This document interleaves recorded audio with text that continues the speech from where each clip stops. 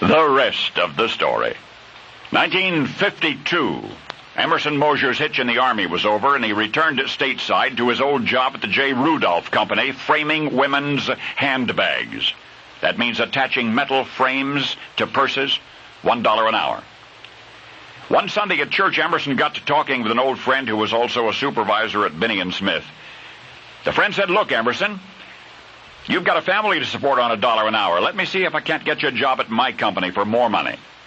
And that's how 24-year-old Emerson Mosier went to work for Binney & Smith as a floor boy in the packing department. Since his new job required him to load heavy boxes onto a conveyor belt for shipping, he would need a physical examination before he started. So Emerson went to the office of Dr. Wetmore, the Binney & Smith company physician. Dr. Wetmore's exam was more or less routine, but it included some tests not required by the firm. And when the results were in, the physician called Emerson back to his office. There was bad news.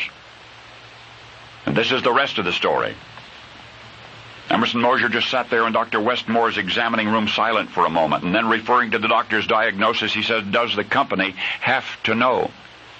The physician hesitated and then answered that no, the firm did not obligate him to reveal the outcome of that one particular test. Emerson said good, and that's the way it would be. And he reported for work in the packing department, and he did his job well for 13 months. All along there were job layoffs, with seniority the criterion, and yet so punctual and agreeable and reliable and industrious was Emerson Mosier that Binney & Smith kept him on the job. Then one day the front office decided to reward this valuable employee with a promotion. The company manufactured crayons, you see, and a position called for mix man. And that's the fellow who mixes the crayon colors and keeps a steady supply coming for the men who pour the molten wax into the crayon molds. And, of course, there would be an increase in pay. So Emerson jumped at the job, and he remained at that position, even though other positions, better-paying positions, were offered him through the years. 5 years became 10, 10 years became 20, and 20 became 30. And finally, last year, 1990, after 35 years of distinguished service at Binney & Smith, after making an estimated 1.4 billion crayons, Emerson Mosier, age 63, retired. Well, the company made a fuss over him. Emerson's retirement from the world's most colorful job became an international news story.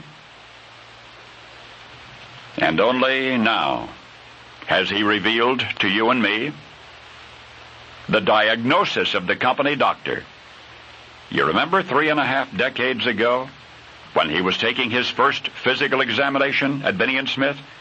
Remember the doctor found something wrong with him which the doctor promised never to tell?